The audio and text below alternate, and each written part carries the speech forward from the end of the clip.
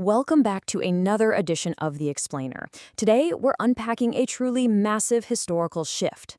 We're looking at the American Revolution, right? But not through the usual lens of, taxes or tea parties. Instead, we're uncovering how this literal political earthquake radically transformed the religious landscape of a brand new nation. We're going to see exactly how religion in America went from being under strict European control to a uniquely American brand of practical religious freedom.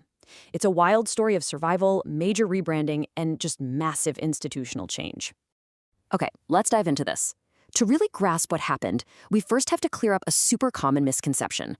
You see, it's really tempting to imagine the Founding Fathers operating in this, golden era of uniform religious devotion. But the reality? Well, it's quite a bit different. Many of the major movers and shakers of the revolution were actually deists. They were total products of the Age of Reason. Yet, as church historian Martin Marty points out, they still operated within an inescapable Judeo-Christian moral and ethical framework. Marty actually argued that you would practically have to lobotomize the American people to get rid of that foundational framework from our common life. It was just baked right into the civil religion of the time. Part 1. Forging American Religious Freedom. And this brilliantly illustrates the massive practical shift in how that moral framework was actually applied on the ground. The war wasn't just a political split from King George, it acted as a seismic catalyst for practical religious liberty. Religious freedom wasn't just some noble philosophical ideal for these folks. It became an absolute ground-level necessity for the new nation to actually function. We can see this perfect recipe coming together through a few key ingredients. First off, you had a massive multiplicity of sects. Basically, so many different groups existed that no single one could possibly dominate. Second, there was a vast ocean separating the colonies from the European state churches, completely breaking their stranglehold. Third, the sheer immensity of the expanding North American continent meant centralized control was, geographically impossible. Fourth, and this is absolutely crucial, the desire for economic prosperity meant people were totally willing to overlook religious differences in the workforce just to build a booming economy. Add in the flourishing of radical left-wing Reformation groups like the Quakers in Pennsylvania and the groundwork laid by the First Great Awakening, and boom, you have that perfect recipe. You literally didn't need forced religious uniformity to have an orderly, prosperous state. Part 2. Anglican Collapse and Rebirth. So how did the established churches actually survive all this upheaval? Well, no group suffered more as a direct result of the American Revolution than the Anglican Church, also known as the Church of England. To really understand the scale of the existential threat they faced, consider this staggering number, 70,000. It's estimated that by the end of the Revolutionary War, roughly 70,000 loyalist Anglicans packed up, fled the colonies, and went straight back to Britain. I mean, the bottom completely fell out of their congregations. And honestly, the crisis in leadership was even worse. By the end of the war, there were an estimated 10 Anglican priests left in all of the American colonies. Just 10. To put that into perspective for a second, today there are single local church buildings that have more than 10 priests on staff. So yeah, the entire institution was essentially on life support. The surviving leaders knew exactly what was up. The British brand had become absolutely toxic post-revolution. You couldn't exactly call yourselves the Church of England right after fighting a bloody war to throw England out, right? So they executed a massive foundational rebrand. They officially changed their name to the Protestant Episcopal Church. This highlighted their episcopal form of hierarchy in government while completely severing that awkward linguistic tie to the British crown.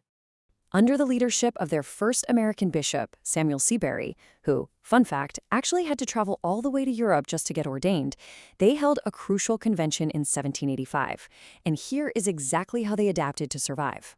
Step 1. In true American democratic spirit, they decided to include lay people, not just priests, in their general conventions, a real game changer. Step 2. They completely redid the Book of Common Prayer, mostly because American Episcopalians were certainly no longer going to pray for the King of England. And Step 3, they made a very conscious decision to heal their divisions. Whether members had been pro-British or pro-revolution, the war was over. They had to unify to survive. It was an incredible adapt or die moment, for sure. Part 3. Catholicism's unlikely Western foothold. Now, while the Anglicans were shrinking, a very different group was actually finding its footing. We're talking about the Roman Catholic Church, which, at the time of the Revolution, was a very, very tiny minority in America. So how did a group that had historically faced deep, deep suspicion in the British colonies suddenly find acceptance? Well, there are two main reasons. First, the new national atmosphere of absolute religious liberty meant that to be true to their own founding ideals, Americans really had to allow Catholics to flourish. Second, and practically speaking, many Roman Catholics served with absolute distinction in the Revolutionary War. They fought hard to throw out England, and that wartime patriotism vastly improved their public standing. And this newfound acceptance paved the way for John Carroll to step up as the first Catholic bishop, and eventually Archbishop, in Baltimore, Maryland. Now, Baltimore makes total sense as a headquarters. So do major coastal cities like New York, Boston, and Philadelphia. But as the nation expanded, the Catholic Church realized they had to set up a Western diocese to manage a truly massive amount of territory. I want you to think for a second. If you had to guess the location of the most important Western Catholic diocese in the 1780s and 90s, where would it be? Now, what's really interesting about this slide is the wildly unexpected answer. Bardstown, Kentucky. That is where the very first diocese of the West was established.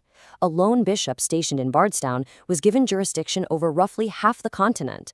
We're talking stretching all the way from the Great Lakes down to the Deep South, and from the Allegheny Mountains all the way out to the Mississippi River.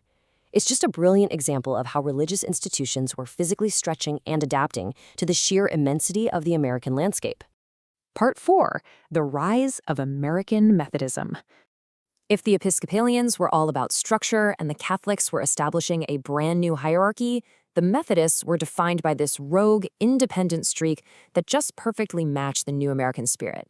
It all starts with this guy, John Wesley. He was an Anglican priest back in England who became deeply, deeply appalled by the spiritual complacency he saw in his church. He found that, decades after being baptized, people knew literally nothing more about their faith than the day they started. So he launched a massive revival movement. Now, it was initially meant just to reform the Anglican Church, not start a whole new one. But because Wesley and his peers studied and ministered so methodically, university students actually mockingly called them Methodists, which is a term they just completely embraced and proudly adopted as a badge of honor. Right before the Revolutionary War broke out, Wesley actually sent 8 Methodist missionaries over to the American colonies. But when the fighting started, Wesley, who actually strongly opposed the American Rebellion, called them all back. 7 of those missionaries packed up and fled home to England, but one stayed, Francis Asbury. Asbury became the lone itinerant minister carrying the Methodist torch in America, literally riding on horseback across the colonies to preach, completely regardless of the political chaos exploding all around him. Let's move to and see how this builds into an official American movement. Asbury was a brilliant lay preacher, but he wasn't formally ordained. Wesley, actually breaking the rules of his own Anglican church, since, only bishops were supposed to ordain anyone, sent a priest named Thomas Coke over to America specifically to ordain Asbury. This whole thing culminated in the famous Christmas conference in Baltimore on December 24, 1784. Here, Coke and a few others laid hands on Asbury, effectively launching Methodism as a distinct, organized force in America. The timeline of this split is absolutely fascinating. In the 1770s, the missionaries arrive and all but Asbury flee. In 1784, Asbury's ordained at that Christmas conference. But it isn't actually until John Wesley dies in 1791 that Methodism officially breaks off into separate denominations. Why the long delay? Well, mostly because Wesley was constantly trying to reel the Americans back in. In fact, the independent American spirit of Coke and Asbury practically gave Wesley a heart attack when they began boldly calling themselves bishops. To Wesley, that sounded dangerously like they were declaring independence and starting their own church, which, let's be honest, they essentially were. So the crucial point is that the American Revolution was much, much more than just a military victory. It was an absolute crucible for American religion. Whether it was the Anglicans fundamentally rebranding to survive, the Catholics proving their loyalty to gain a massive Western foothold, or the Methodists going completely rogue to match that independent American spirit, these institutions had to adapt or die. They were forced to build a framework of practical religious liberty that we honestly still rely on today. Which leaves us with a final provocative thought to ponder. When we argue today about the separation of church and state or our national civil religion, are we actually still just navigating the fallout of these very same survival strategies forged over 2 centuries ago? Thanks so much for joining me on this explainer, and keep learning.